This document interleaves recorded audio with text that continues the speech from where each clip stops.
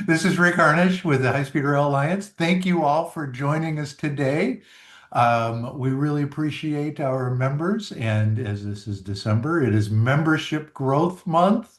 So if you like these podcasts, if you want to have great trains all across the country, please go to highspeedrail.us and hit the Become a Member button. For those who aren't familiar with us, we are member supported. So we are driven by people like you who really want to have great trains and be able to ride a great train. We help people understand how great American trains can be, what steps need to be taken in order to make that a reality, and then help you understand what you need to do to educate your leaders in your state capitals and in DC.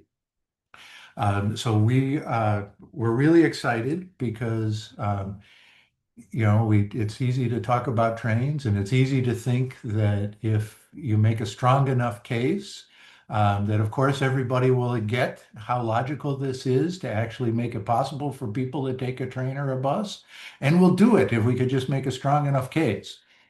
But that's not true. If we could make that case, it would have been made long ago if it was just about the case.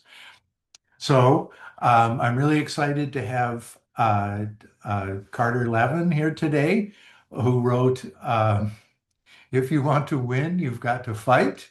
Excellent. And this may be our free giveaway book for those who join new in the beginning of the year. So if you want one, go out and get one anyway.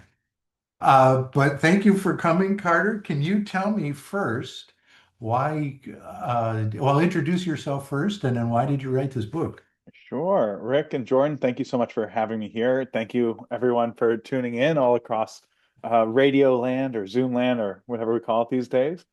So my name is Carter Lavin. I live in Oakland, California. If you're familiar with the Bay Area, we're a city just outside of San Francisco. Locally, I lead a group called Transbay Coalition. So we have thousands of members across the 9 county Bay Area. And for the last several years, I've been a very active climate activist. Worked in the solar industry for 17 years, doing community organizing there. And then for the last several years, I've been organizing on transit space, both from a rail perspective, a bus perspective, bike, street safety, all that kind of good stuff. And I train activists across the country because all of this is learnable skills. Rick didn't come out into the world perfectly formed like this. It took Rick a while to become Rick and things like that. And as part of these trainings, I used to do a lot of writing and blogging about that. And as part of that, I was approached by Island Press 2 years ago to write the book. If you want to win, you got to fight, or to submit a book proposal, which I did. They accepted it. And as part of it, I interviewed activists across the country, dozens of activists, successful activists across the country to get their insights and really try to boil this all down. Because as Rick was talking about, being right is nice, and it's nice that we are right. But winning is kind of more important. What we want is to win. It is good to be right, but what we're really trying to do is win the stuff that we want. And so it was great talking to activists across the country saying, well, how did you win? How did you lose? What are the lessons? And condense it down into, it's about 200 pages. It's a easy read. You can read it on a slow train in a single sitting, depending on how slow that train is and how fast of a reader you are.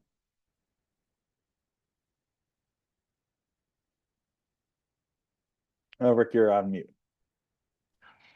Okay, so what's in there? I'm sorry if I missed it. It was the purpose of the book is to give other people ideas and Yeah, tools they need, right? yeah. And so the big reason why I wanted to write this book is because I agree with, there's people tuning in from all across this country. I want what you want. If I could give you a magic wand and say, hey, look, I haven't met, looks like Steve Pudgy DeRose from Chicago. It's like, Steve, we haven't met. I bet if I gave you a magic wand and I said, 7 of the top 10 transit related things that you want instantly happen, I'm sure I'd be thrilled. And a big thing is that there's so many people out there who want good things, who want the world to be better, who want high speed rail, who want safer streets. And we have the information about that we're right and how to make this work. But what's really hard for folks is say, okay, well, how do I actually win the thing? I read the book, I read the policy books, or I tuned in, I saw the thing, and I went to Europe or any of these things. I saw a friend's pictures from Japan, but how do I do that? And in the transportation space, we really didn't have a how-to guide. We didn't have a training book that says, okay, let's talk about coalitions. Let's even define what is a coalition. There's a lot of great books out there that say, hey, if you want to win this policy thing we've just talked about for 7 chapters, here's bullet points, work with others, make a coalition, press your elected official. And a lot of people are like, okay, cool. Wait, how do you do those things? And so each of those is a chapter in the book. And the hope is that whether you are someone who, maybe like Rick has been doing this for a little bit of time and has, learned things the hard way, that there's always gaps in our knowledge. So even if you've been doing this for a while, my hope is that the book helps fill in some of your gaps, helps you think about the work you've been doing, and the learnings that you have in a little bit more systemically. And if you're totally new to organizing, congratulations. This is the training manual for you. Take that, go fight for the thing you want to fight for. Excellent. So long ago, when we were founded, um, there was a group of us who met on a regular basis before we formally became an organization. And one of them one time said, what we need to do is figure out how to get high-speed rail into the Department of Defense so it no longer becomes a political issue. And I'm like, wait, the Department of Defense isn't a political issue? Um, so if you can explain real quick, to quote Monty Python, why is this a political struggle? Yeah. So every more or less, so first we have to define a political struggle, and first that we have to define what is politics. And it's just good to remember that politics isn't red versus blue, things like that. That's like a segment of that. It's a very specialized part of it. It's partisan politics. Politics at its core, by definition, is the interaction between society and individuals. Like literally, like this is a political moment. We are interacting with each other. We are educating a lot of people throughout society. There's dozens and dozens of people here. This is political. We are shaping each other. Politics is not something you do as like, therefore, the shaping of others. It is just simply the fact that we are engaging. That is like a fact of life. It's like friction. It's like gravity. It just is. And a political struggle is when you're like, okay, well, given that we are tethered to each other, okay, I would like to move this way. I'd like to move our tether this way, and I'd like to pull our society here. And you might say, well, I don't want to go there. I want to go here, or I don't want to go anywhere. And it's like, okay, well, now we have a struggle. And so anything we talk about, like, okay, well, we have money that we pool together in the form of a government. We have rules that we pool together in the form of a government. This is kind of classic Enlightenment stuff in the 1700s, but like government didn't just like the government exists because we choose for it to exist. We put money into it, and then decisions are made about how that goes. And it's like, okay, well, every dollar spent on this means a dollar not spent on that. And so therefore we have debates, we have discussion. That's a struggle. And to the person you're talking about who said, oh, I wish it was under the Department of Defense because then it wouldn't be a struggle. What they're essentially saying a lot of times when people say, well, I hate politics, if only everything were so easy, that's not a struggle. That is a complete total victory. That the only time where it's like, oh, well, in South Korea, they don't have to fight for da da da da da da. It's like, well, it's because the pro-transit side has won so thoroughly that to be against transit there is to be viewed as, a weird wackadoo nut. That doesn't mean it's not political. It means the side that you're on has won so much. Like that's the that's people living in the epilogue that you want to be in. And so I think for a lot of folks here who want to live in that future, a big thing to recognize, like, oh, that's that life where just high speed rail happens more frequently than highway expansions happen. Like we have to fight to get there. That is that promised land. We only get there if we actually do the fighting. That's the reward. And we can't just skip to that. Like the way that we get there is through the fight, is through the struggle, which kind of is hard for some people. It's like looking at a big meal and you're like, oh, that sounds great. It's like, okay, well, step one, you have to get in the kitchen, you get to the grocery store, get the stuff. And you're like, well, that sounds like a lot of work. Like, yeah, if you want to win, you do have to fight. So Excellent. So politics is everything we do to kind of work to make decisions because, one of my other board members talks frequently about, well, they should follow the will of the people. Well, how do you and, decide what the will of the people is, right? well, and if And if our political system was one where they followed the will of the people, we'd have universal health care by now. And there's literally dozens of things that have, 80% approval rating, gun control, things like that. Like that if you when the will of the people is polled, you're like, oh, well, this is clearly what's happening. And so the question is not necessarily how do we make sure our thing is popular? Popularity is good, but we don't have universal basic income or free chocolate for everybody. That would be very popular. Like things don't win just because they're popular.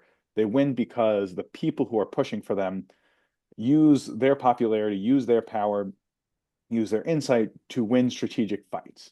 Because it doesn't matter. I mean, that doesn't matter. It's very important to have your issue be popular. It's very important to have everyone on your side. It's really important to have everyone on your side on election day or in the lead up to election day where people are submitting ballots. Like it's really good to have your mayor agree with you before they cast the vote. Having them agree with you after they cast the vote against you doesn't help as much. And so one thing that we just always need to think about is like, well, what's the purpose of agreement? Saying, okay, well, we want people to look at that and say, look at France and oh, wouldn't it be nice to have a TGV and Brie? You're like, yeah, people might generally want that idea. You don't need them to generally want that. You need your state senator to pass certain policies that facilitate that. And okay, well, your state senator doesn't pass policies every day. They pass policies at certain times of the year. There's a process to get that. And so a big part of political organizing, a big part of winning these fights and things like that is taking this general big sense of what people want and channeling it to something that's useful of saying, okay, great, given that we want these things, this is the time of year, just to take California as an example. At the time of this recording, it's December 2025. This is the time of year where Californian state senators and assembly members start to think about what policies they're going to introduce in January. And then in January till like about March, that's sort of when the sausage gets made about here's what's even on the agenda. And then afterwards, that's when there's kind of like finer tuning or other knife fights. And so if you're someone in California who wants the California high-speed rail to be built faster, now is the time to talk to your assembly member and say, hey, I have this idea, or here's this thing, or Rick sends over a policy recommendation, here you go.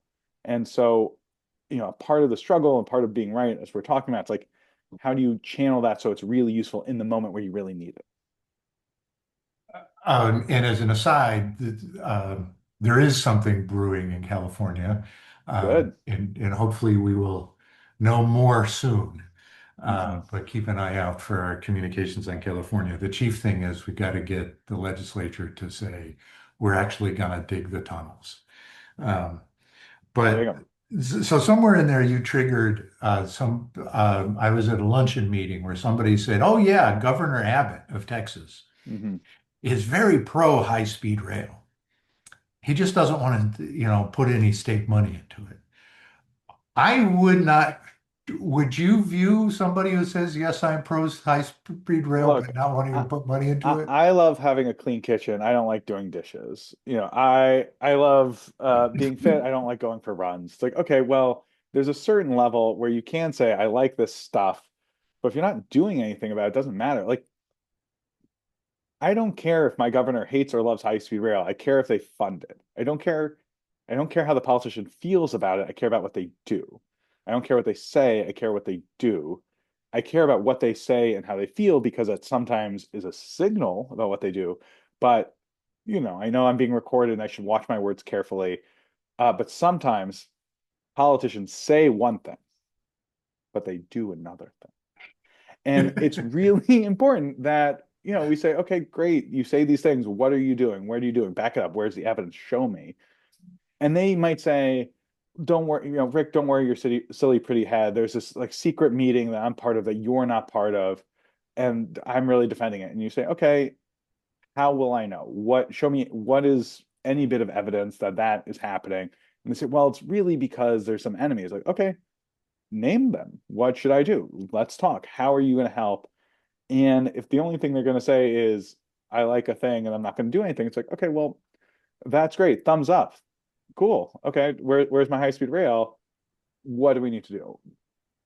And I want to be clear, there's plenty of things that politicians can do behind the scenes that aren't, front page news that is helping our job as the advocates, you all listening in, when you do advocacy in your communities, is to make sure that the stuff is happening. And so maybe your mayor says, look, I like high speed, but I don't want to, go out in public and talk about it. And you say, okay, what are you going to do to secretly help make this happen? And they say, oh yeah, I'm going to rezone the this, or I'll change the that hours and something really secret. You're like, okay, cool. You are taking steps. I'm understanding that. I'm not going to go and say everyone, hey, you hate this thing. And so you do have to like listen to that, get that access. But if you have absolutely zero evidence to support a person's claims, okay, it's great that they say a thing, and maybe you can use that to your advantage and say, hey, Texans, your governor says they support high-speed rail, sign this petition. And now all of a sudden we have this petition of like, here's a bunch of people agreeing and here's all that stuff. Like you can always use these as opportunities, but don't say, okay, well, Abbott's taking care of this. I'm good. I don't need to do nothing. Like you're not going to get there. Well, on the flip side, or not even a flip side, just kind of a different side of the coin. There was a state where we were working with some folks a couple of years ago where they wanted to stay under the radar Mm-hmm. because the Speaker of the House was absolutely opposed to passenger trains. Yeah. And I was saying, I'm not sure that's the right approach, but their idea was just stay under the radar, sneak some things through, and then don't bring us attention in. But then something happened that got Mm-hmm. it in the news, and he said, absolutely no way, we are not having passenger Mm-hmm. trains in this state. Yeah. I was saying we need to just raise up and say, well, that's wrong. We need passenger trains. Yeah. Is that a moment where you get more aggressive and push real hard on the guy that is Yeah. doing that? So chapter 6 of my book talks very specifically about what we're calling like the inside outside game, which is not a phrase I coined by any means. But as we're kind of talking about, there's on the inside, there are people who have like explicit access to the decision-making process. Maybe they are the decision maker, maybe they're a close advisor, maybe they're someone at a state Department of Transportation, like they are inside. The outside is literally everybody else. So when it comes to Wyoming rail discussions, I'm very much on the outside of that. At no point does anyone in Wyoming call me up and say, hey, Carter, we're thinking about doing this thing. So I'm on the outside. And there's a lot that happens when the inside and the outside work well together, which chapter 6 really details how to collaborate well, what are some of these inherent tensions, because there are inherent tensions in this relationship because you have different powers, you have different abilities, you have different ways of seeing the world, you have different bits of information.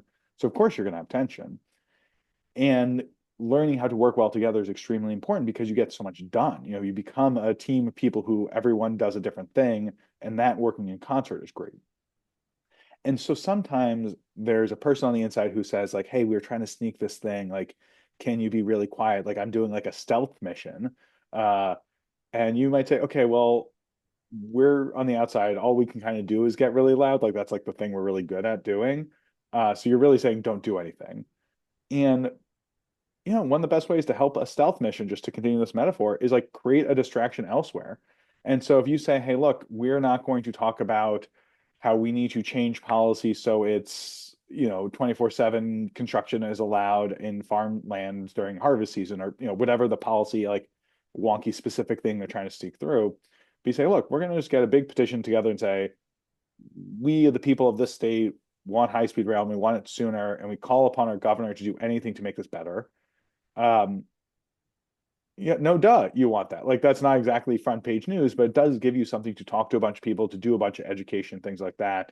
And maybe you don't mention the heart of the Death Star or whatever. Like you don't mention like the secret part of the plan, but you talk about the other stuff because that is really essential for creating a lot of outside pressure, a lot of need for doing that, so that when the people who are trying to sneak something in or whatever they're saying they're doing, one, it kind of reminds them that they should still be doing this, that they're not just trying to get a high-speed rail built or any of this stuff like for their own sake. Like people want this, so demonstrating demand is always good.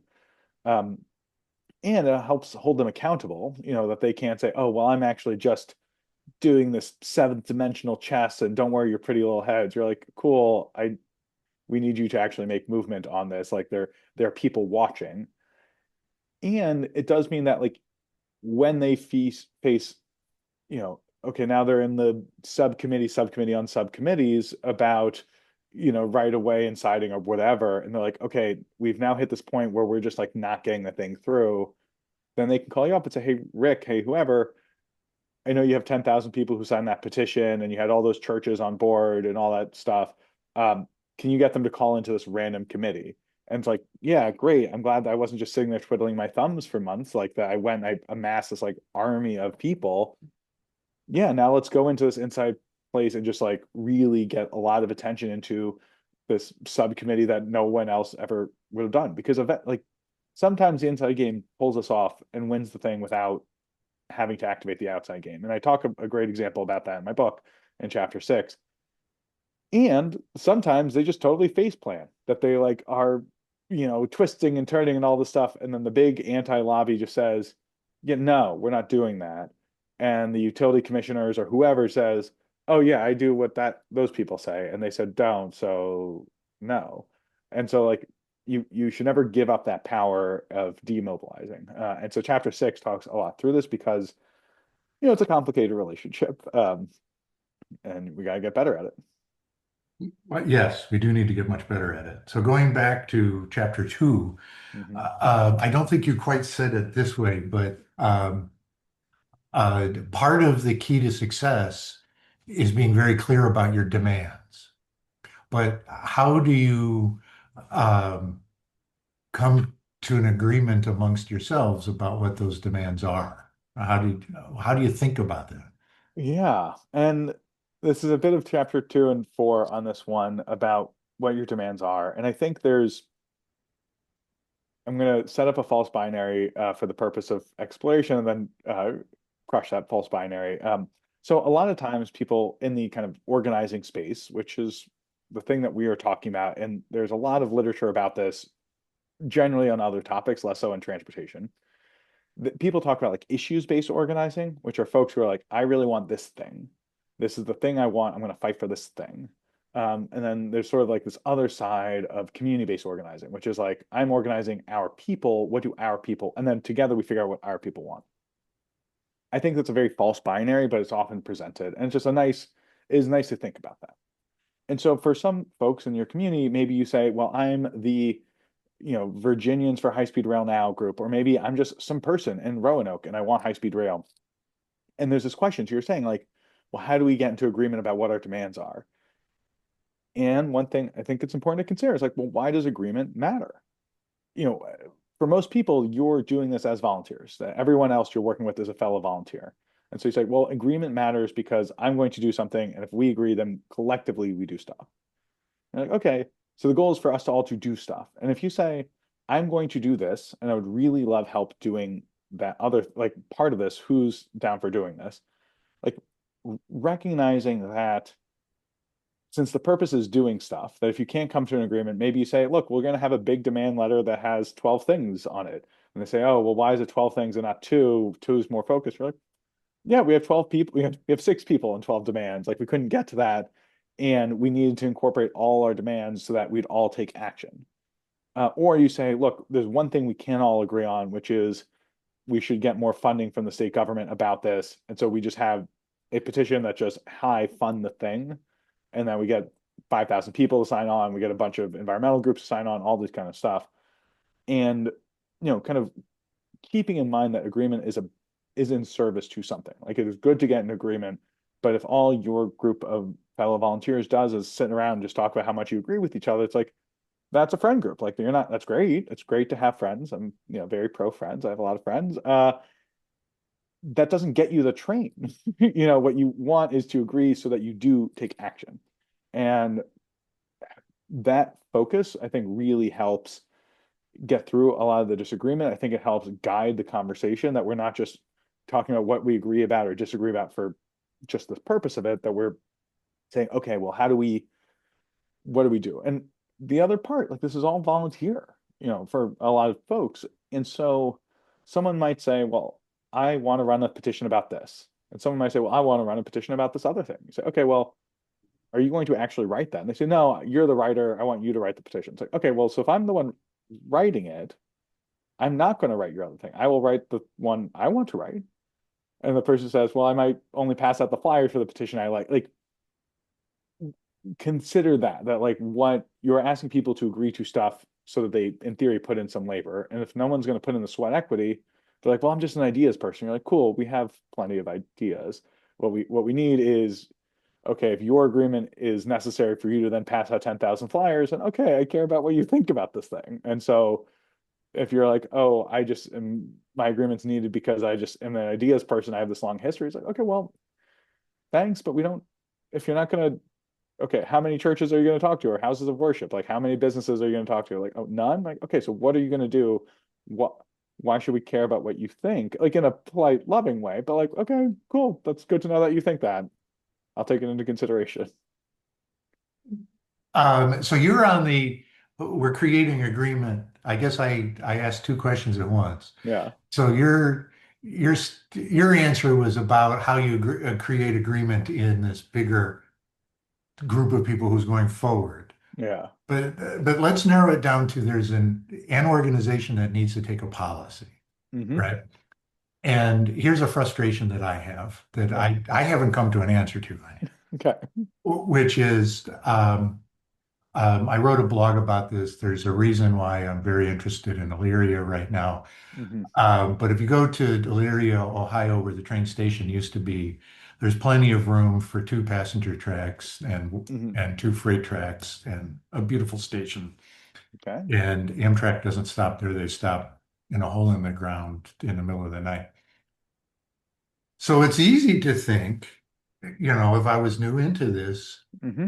there's not much room between those freight trains. It should be easy to squeeze a passenger train in there.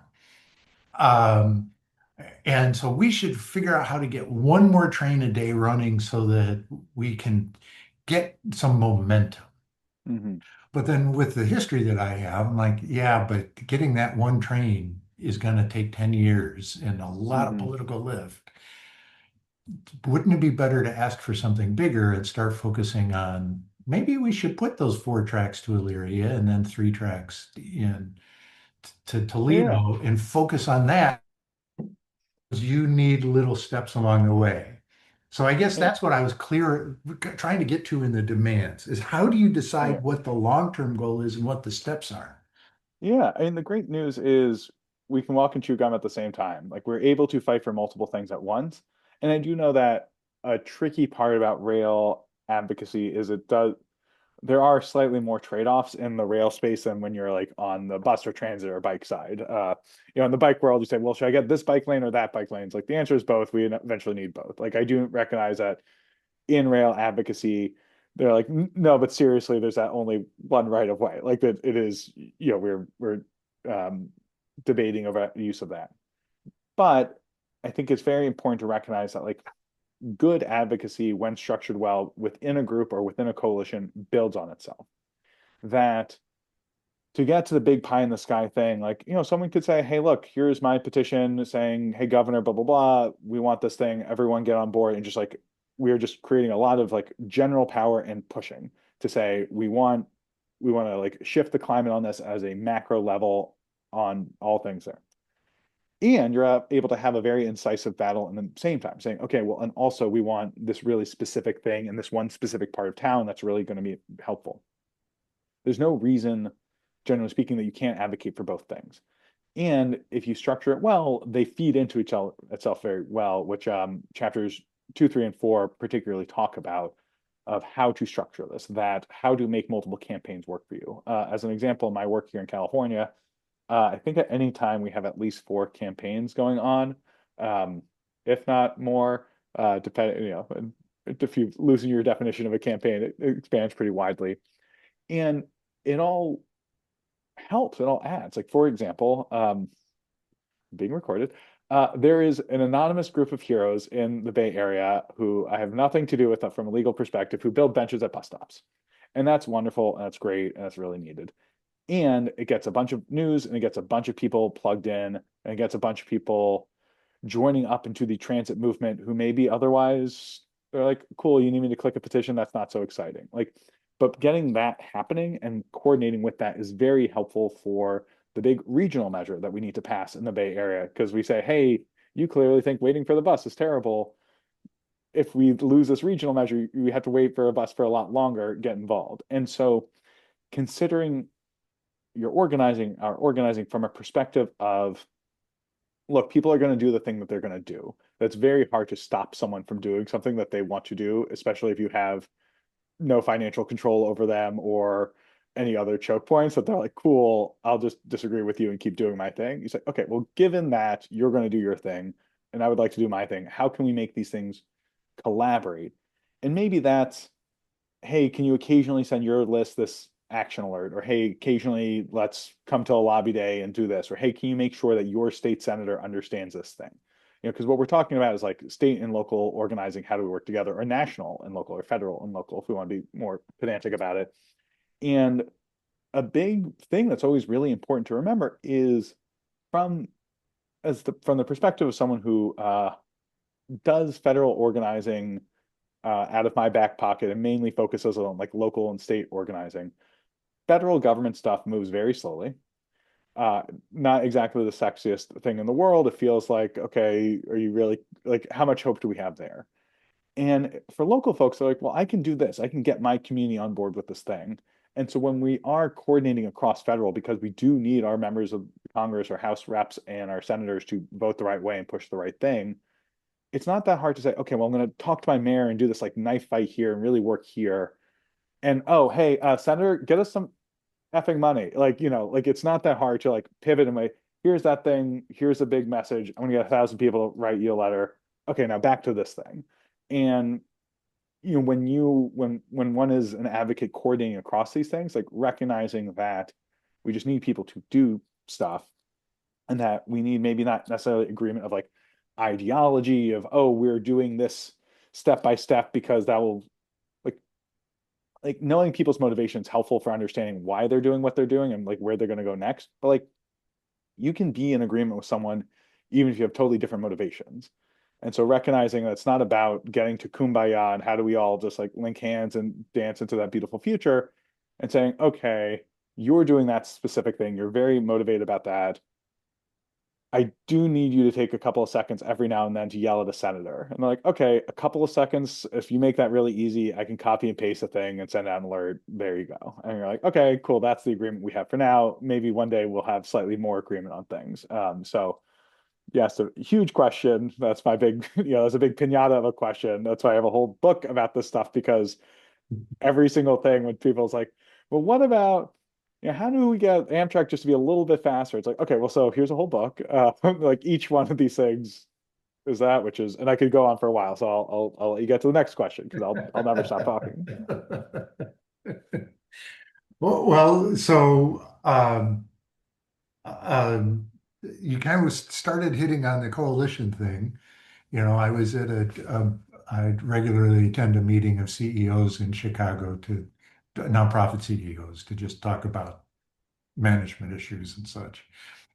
And, these guys, we worked very closely together to get a really big transit bill passed this Mhm. year. We weren't the leaders in it by any No. stretch, but we did play an important role.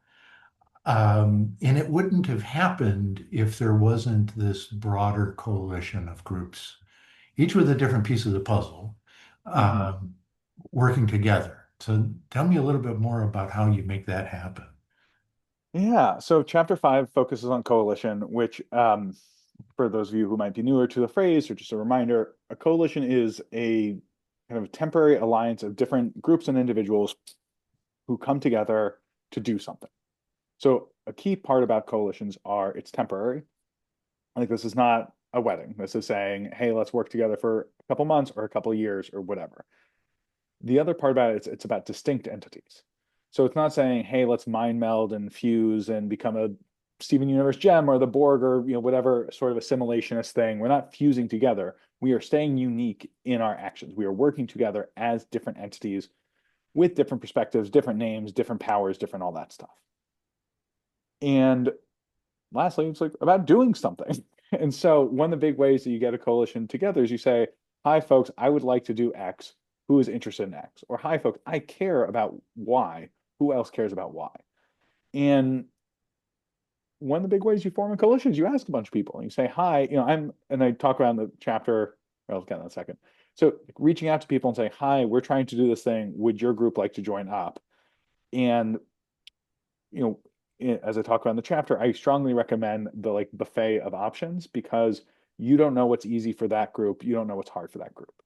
So whereas when working with a volunteer, you can kind of generally have a sense of like, oh, here's this like ladder of engagement, which chapter 4 talks about. It's a well-established theory of like how to get people involved. Like, okay, well, you do this easy thing first, and this harder thing. For another group, the easy thing for them might be do a sit-in at the governor's office. They're like, oh yeah, we do that all the time. That's easy. You're like, oh, okay. Can you send an email to your list? They're like, oh, we don't have a big list. We have like 12 people who like what we do is huge stunts. And you're like, cool. Okay, that's great. When we need to hit that big stunt button, like that's awesome. Um, for other groups, they're like, yeah, we will never do an in-person action, but what we will do is raise a lot of awareness. And you're like, wonderful. And so to forming a coalition, first part is like you have to reach out to the people. And before you reach out to the people, you need to know who you want to reach out to. Chapter 5 talks details about that. But generally speaking, it's finding people who also have something to gain with you win. Like if you say, hi, come help me because it's me, who cares? If you say, hi, I would like us to work together because we both want that thing. We both want to open up that piñata. Let's do that together. It's like literally our victory is bound up in each other. You're not saying, hey, I'm wonderful and I'm going to save you. You're saying, hey, we have the same problem. Let's work together on this. And a great thing about high-speed rail and high-speed rail advocacy is it's very good for businesses. It's very good for climate, and done right, it's really good for justice, and done well, right, it's really good for like rural development and things like that. Like there's a ton of friends that we can make. And it is such a big ask. It is such a big victory. It is such a big thing that like clearly you are not saying, hi, local Baptist church, I need you to support high-speed rail. And oh, by the way, we're going to raise your taxes. So like, yeah, clearly this isn't going to cost us that much stuff. And if, especially once you make sure that they know that they're not in the right of way and it's going to, demolish a church, like people kind of get there like, oh, what you need from me is just to voice support or to do these things that like, this is not going to make my life worse in any way. I'm not the target here. You're like, yeah, no, it's that governor. It's that like kind of big, huge character in our life. And it kind of makes it really easy for folks to focus up on that they're not saying, oh, well, I'm talking to that governor about this other demand, and so I don't want to push this thing. You're like, no, this can be done in parallel to that stuff. It's not like the local chamber of commerce has a different rail demand of the governor. They're saying, here's our various demands, and also we also agree with this weird rail thing that Rick keeps talking about. And so reaching out to people, getting them on board with the vision, making sure that it's about doing something. Because the other part, once again, about the agreement, like you don't need someone to just say thumbs up, go for it. They could say thumbs up, go for it. And you're like, cool, can I add your logo to our website or to the letter of demands? Can I tell other people you're on board? And sometimes that's all you need to say, hey, yeah, the Downtown Merchants Association said they're on board with this thing. They've done literally nothing else to help, but they did say you could slap our logo to it. Or great, that means they agree. So when you talk to the elected official and they say, well, what do the merchants think? You're like, they said they agree. I have their logo right here. You can go chat with them. Yeah, and so there's a lot more into the details, which is what chapter 5 is all about. Because working well in a coalition is, complicated relationships. And I think lastly on this point, one thing I strongly recommend folks keeping in mind, especially if you're newer to advocacy, and maybe this sounds really intimidating, is what working coalition could look like can be a huge range. Like you don't have to have this lockstep where we have a bi-weekly meeting and it's 2 hours long and we start every meeting with a icebreaker and a restatement of our values and our code of conduct and and we work till this mind melt. You can definitely do that, and those are very powerful coalitions. And you can also say, hi, we have this letter of demands. Do you want to add your logo to it? Someone says, yeah, cool, add my logo. Don't talk to me again. I'm busy doing my thing. You're like, cool, that's we're in coalition. We are temporarily different, we're different entities temporarily working together for a shared goal. That's a coalition. And like it doesn't have to be this whole thing. You can kind of like casually date in the coalition world, I guess, so to speak. That might, if that's helpful metaphor for some people. Well, you changed my view a little bit there for a second, or in a Good. second. Because, you know, we did do a focused effort once where we tried to get every university in Illinois um, to just put their logo on a letter that said, we want a lot more Amtrak trains. Nice. And they didn't really get engaged much beyond that. I don't think they probably did behind the scenes, but they didn't Hmm. tell us about it. And then we did a similar thing that year with mayors across the state, right? And you know, at some point this just became an issue, right? Yeah. There was broad agreement across a whole bunch of things that this was going to happen. So it came down to some other insiders other than us Hmm. figuring out how to put the deal together. But I would have never thought of that as a coalition. Just That all of those people with their signatures on a letter. on its coalition, I mean, it's called a coalition sign-on letter. Like that is part of it. And the other way of thinking about that, and but specifically and also very broadly, when you're like, I don't know, it's like if that letter said the opposite, like if you're like, so much in advocacy, and especially in high-speed rail, where we measure our success in decades, or definitely in longer terms than we'd like. It's really easy to be like, does this thing help? Like, really, this helps? I strongly recommend, like, well, what if it was the opposite? What if every university in Illinois, every college and university in Illinois, and trade school and community college and all these things signed a letter saying we don't like Amtrak, we are against Amtrak? You'd flip out. You'd be totally panicked. It'd be a terrible thing. You're like, oh no, this is really bad. And so having all those people on your side is a good thing. Even if that just means you can say, look at the governor in the face or anyone and you're talking to, or any school or the nurses or anyone else, and they say, well, okay, Rick, you like trains, but who else likes trains? You say, literally every college and university in Illinois. And they're like, really? And you're like, yeah. And they're like, really? Like, here you go. Here's the letter. And one thing for you all here and listening in, like, and Rick, there's nothing that stops you from copy and pasting that letter, changing out the word Illinois for other things, and saying, hi, volunteers in Kentucky and other states, here's a letter. Like, go talk to your universities, go reach out, start having that conversation. Here's a model that works for you. And, that might be enough to help kickstart a conversation. If they say, okay, your governor might not care what that random high-speed rail fans say. They care about what the universities say. Maybe not enough to get you a high-speed rail tomorrow, but it's very helpful to have a bunch of universities on your side and trade schools and colleges. So, if you're not sure where to start, that's a pretty good place to start. Uh, um, uh, I'm sorry. I'm Don't stuck worry. on the decades. So I say this a lot, so probably people are tired of hearing it, but I committed in somewhere around 1969 to get electrified trains back into Cleveland Union Terminal. And Hmm. so that's what, Well, 55 and I think years. one thing that's important to recognize, because I know that in your crew, like some people on this Zoom have not been around for decades. I'm Yeah. 37. I've got multiple decades now, not so many multiple decades. I know that there are people who have shirts older than me, and I have hats older than some friends that I do organizing with. That, like, time scale is weird. And if the United States federal government said, "Hey, look, in our next big budget, our next big, federal transportation 5-year package must pass thing, we're going to put $100 billion into this," it would transform, not overnight because it takes a little bit while for the money to go out the door. Like, that would be transformative.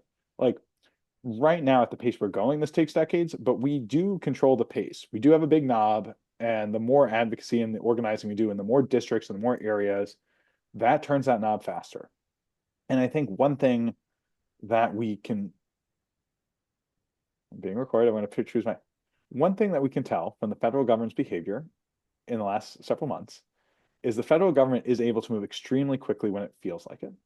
And that all the rules that people might think have been long established for decades at a time can be thrown out the door. And people say, oh, well, actually, we can do this thing and we can do this thing and no one can stop us. That that speed, that ability to do stuff is not inherent to evil things. Good things can happen at great speed if people who are on the side of good amass power and do good things. And recognizing that this isn't a question of ability, this is a question of priority, this is a question of interest, this is a question of political will. All of those are things that we all build. And so you, person listening to this, might say, well, look, I'm in a ruby red district. I'm the only one who cares in my town. And my senator couldn't care less. It's like, okay, well, talk to your school, talk to your trade group, talk to your community colleges, talk to the teachers union, talk to whatever, the business association. And you say, hey, should we have high-speed rail? Should we have better access to that stuff? And they might say, no, you want my taxes to go up? And you're like, no, no. We're just saying, hey, federal government, give us the money. You have the money. You do. The federal government spends all sorts of money on all sorts of things randomly. And you say, we would like you to spend this money on this stuff. We would like this because we need our communities to serve this. And not everyone's going to say yes. Most people are not even going to say yes or no. Most people are just not going to respond to your email or your call or your conversation in person. That's fine. But you have this ability to start getting people together, start kind of amassing this interest around this political will. And that's what changes things. That's what gets people to say, yeah, they might be this like extremely anti whatever district or representative, but there's like every church in your community has signed on to this thing because yeah, that's really hard to get to the mega church conventions or like the whatever, like they want to get into town and so they support this thing. Like it doesn't matter why they agree. And chapter 3 focuses on how to find points of agreement with people. It matters that they agree. And the more that we all do this more collectively, like there's, nearly 100 people on this call, 100 people throughout 100 different districts in the United States working for high-speed rail, working to get local support for high-speed rail and federal thing changes everything. And when that's changed, we all of a sudden move very, very fast. And I think that's something that's like extremely important to keep in mind. And my last like a little bit about this. So a few years ago, I did this webinar with the California High-Speed Rail Authority, basically saying what would it take to get the high-speed rail built in 5 years. And I, going into that, really thought they're going to be like, well, it takes X amount of time to dig a tunnel, and oh, the tunnel, like from a physical standpoint, even if we had everything, it would take more time. And they're like, no, no, if the tunnel boring machines, if all those things like magically appeared and they had the funding, like we get it done in 5 years. Like, and that I think is so important to keep in mind that we get to decide how fast this is. Like, oh, thank goodness this isn't an engineering issue. All it is a political issue. Okay, great. Let's solve the politics part. I'm sorry. I was stuck on, could you really dig through the Tehachapi's in 5 years? Yeah, if you were committed to it, you I could mean, do it. this is so, I have a feeling I might not be alone in this crowd. So I'm like very fascinated in World War II home front America history. Uh, the Hoover Dam, if you say, well, what do we want to do in 5 years? So if you're like, okay, well, if this is the federal government, the state government, the local government's top priority, like we can do pretty much any of these things. It just takes longer depending on where we are on the priority list. And it's like, okay, well, what if it was the number one, like 5 years ago when COVID first hit and people are like, okay, cool, a million people dying this is a terrible thing. Our society radically changed over the course of 2, 3 weeks, 3 months, and there's like still reverberations from that.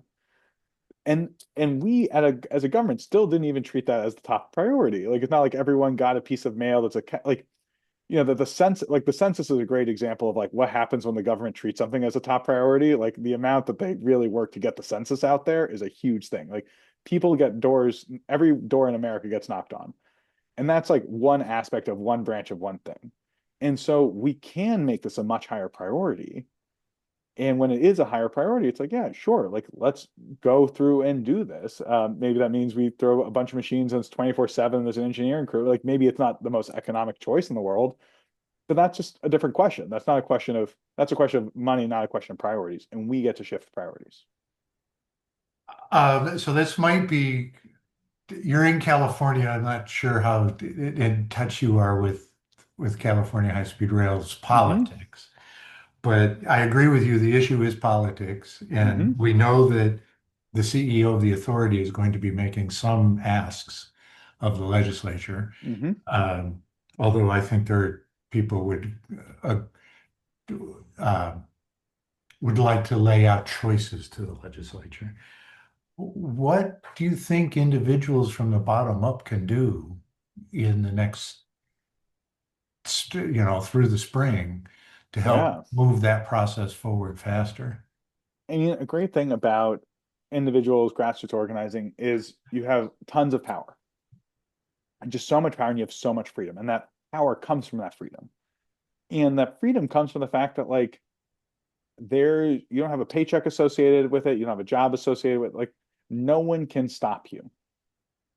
And so that means if you are in Stockton, California, and you want to start the High Speed Rail Should Come to Stockton Now campaign, and you buy my book and you're like, or you get it from the local library, what have you, and you say, okay, I read the stuff, I know how to make the petition, do the coalition letter, do the talks, get the stuff going on, and let's get our Stockton rep to say, hey, we really want this. Like, I I can't stop you. Rick can't stop you. Jordan's not. Jordan can call you every day and be like, hey, really cool. And like, okay, so what? Like, people can't stop you. And that is extremely powerful. And a big part about this is, generally speaking, as long as you are saying we like the high speed rail and we want that to be built sooner rather than later, anything you do is helpful. And so, I talk about this example in the book, and I think chapter 3. Like, if you're to say, hi, I'm a San Jose State University alumni, and I want the high speed rail. I'm going to get the Alumni Association on board with the high speed rail for the sole purpose of going to Fresno so we can watch our team crush the Fresno Bulldogs in college sports. Okay, like great. You got the Alumni Association of San Jose State University on board, even if it's only just to rub it in the face of Fresno, and vice versa. If you're in Fresno, you're like, we hate those Spartans. Let's go crush them. Like that's great. And if you say, hey, state senator, we really want this thing, that makes it that when there's the negotiations happening in Sacramento over your capital, when you push on your elected official and we show them wherever you are that you want this thing and you're in their district, that helps them recognize that that high-speed rail demand is not something they should negotiate against, it's something they should negotiate for. So, for example, just to spell this out a bit more, maybe you are not in the route where the high-speed rail goes. Maybe you're 3 towns over, 4 counties over, and you still want it there because you're like, look, I'll still drive there or whatever. Or I just want it because I want it. When it comes time for a vote in your state capital about high-speed rail things or funding or whatever, your person generally thinks, what's in it for me? What's in it for my district? And maybe they say, okay, well, I'll support this high-speed rail thing if they support my healthcare thing, or if they support my education thing, or if they support my private prison thing, or whatever. They view it as a chip. They're like, okay, this other state senator wants a high-speed rail vote for me. I have a vote. What do I want from them? But the more that they hear from their district that they also hear high-speed rail and they support, the more that they realize that they should say, oh, actually, I want to vote for this thing because my district wants this thing. Like this is now not a negotiating. I'm actually on your side of the negotiating table. Sure, I'll vote for this thing. That's an easy vote because I have this group in the district advocating for it. And I don't have anyone in the district really advocating against it. Okay, sure, I'll make that group happy. Here you go. And so, to your question, like, what can a person do locally? It's get with others, get loud, and get supportive. So, for example, as part of Bay Area Transit Month or California Transit Month in September, in the Bay Area, we hosted a We Love LA party. We love LA and high speed rail. We did it at the San Jose Diridon Station. And in Los Angeles, they hosted a We Love the Bay Area and high speed rail party at Union Station. And we had like a fun Zoom call and we had these little like games. And in the Bay Area, we like had a surfboard and like, oh, with the high speed rail, you can go surfing in Santa Monica rather than surfing in Santa Cruz, that kind of thing. You don't need a wetsuit. Um, and that helps, and so maybe in your town there's some action or you talk to a local group or you get them on board. And maybe the coalition you create, the coalition letter you create isn't every university in the state of California or every university in your town. Maybe it's just your group and 3 other groups, and you submit that in. It's like, guess what? When it comes to high-speed rail advocacy, there is not a lot happening. Like there is, like, yes, there's a lot happening, and Rick has spent his whole life and all these great things. And if you're like, I'm going to make sure 20 people call my state senator this week to say we want high-speed rail and we want it now, that is probably the first time that 20 people, not just this week, will have called them about that thing, but will have called her in the last 6 months, in the last year. Like you know, there's not a lot of bubbling up activity about it. And so the good news is you don't have to do that much to register for the person to say, if you're an elected official, you hear about healthcare all the time and you hear about education all the time and roads or whatever. And then there's sort of like everything else.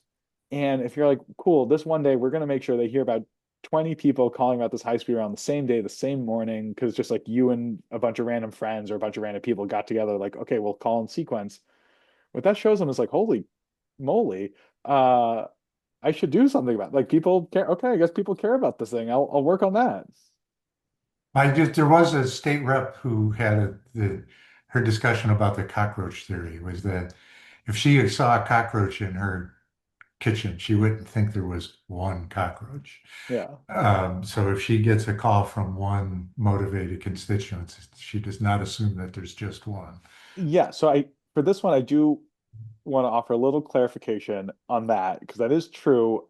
And giant, however, because I had a talk with the person who misunderstood that. Eventually your rep will say, got it. It's Jordan wants this thing. I've gotten that message. Jordan has called me every day. Jordan has written me 12 letters. Jordan has sent me 5 books. Jordan wants this. And I've never heard from anyone else ever about this.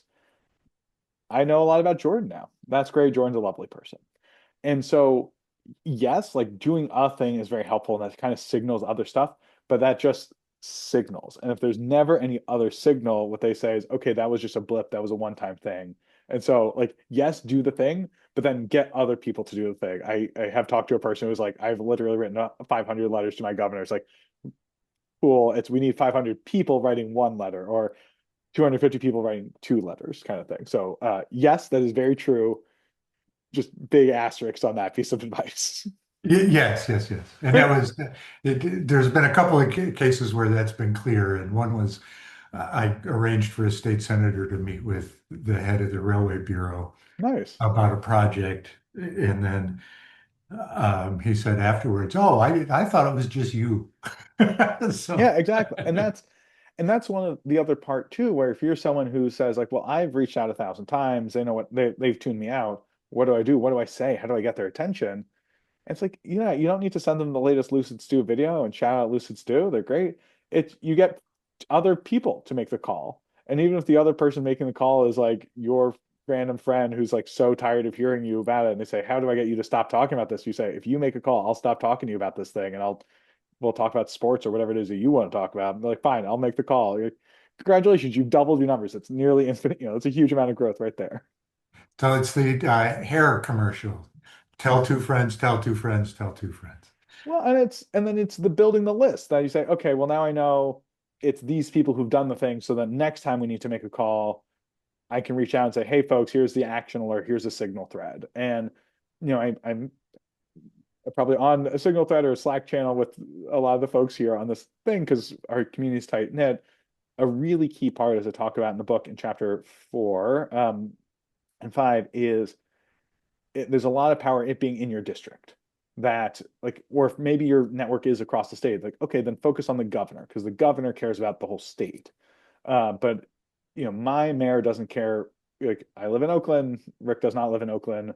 The mayor of Oakland cares more about what I have to say, not that much, but like than what Jordan or Rick has to say. And so kind of remembering that, yes, we are Legion. Yes, there's lots of people who want what you want, but to get your elected official to do a thing, you need the people in your district doing that work. So, organize locally is very helpful. Well, so we're at the top of the hour. Mhm. I forgot to introduce Jordan, who has been there on camera. Um, Jordan is our director of outreach and engagement, and his job was to watch the questions. And I really apologize to those who asked questions, but this was a really interesting conversation, and I lost track of time. So, Mhm. what was the name of the book again? It's if you want to win, you got to fight. I don't know, Jordan, you could put the link in the chat for people to get it. You get it 30% off with discount code webinar. So if you haven't gotten a copy yet, please put in your order. And it's got everything you need from start to finish. It's written for both experts and beginners alike. Pretty easy read. I've been told it's very motivating and compassionate, which is fun. And then also, if you want it for free, reach out to your local library and say, hi, please pick up a copy of If You Want to Win, You Got to Fight, and that you will borrow from them. Excellent. And so going back to the beginning, and you mentioned at the end the list and building the list. The list is super important. So if Mhm.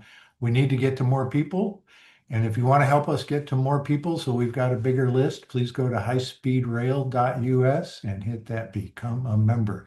Even if you're already a member, still hit the thing and make a nicer contribution. So Carter, thank you very much for writing this book and for coming today. I really appreciate all of this. And thanks for having me here, and thank you for your decades of work. One thing that's really nice is all the work adds up. I recognize that we are further along than we used to be, and that's a lot easier to come into a community where there's been so much of the kind of ocean's been boiled a level on high-speed rail. There's been a lot of the track laid, a lot of the shot cleared up, and that it's really exciting to be at this time in high-speed rail history in the United States where one of the big things we really need now is just to shove really hard, where you've done there's a lot of the thinky thinks have been thought through and a lot of the great engineering stuff and the general plans and all this stuff, all the groundwork. And now we just need to say, okay, cool. Here's a million people who want this thing. Like the board game exists, and shout out to the Alfred Two High Speed Rail board game. It's a great game. That Rick has been doing this for a long time. Jordan's been holding down the fort. It's really great to be standing on the shoulders of giants. Thank you very much. Yep, cool. Thank you for those compliments.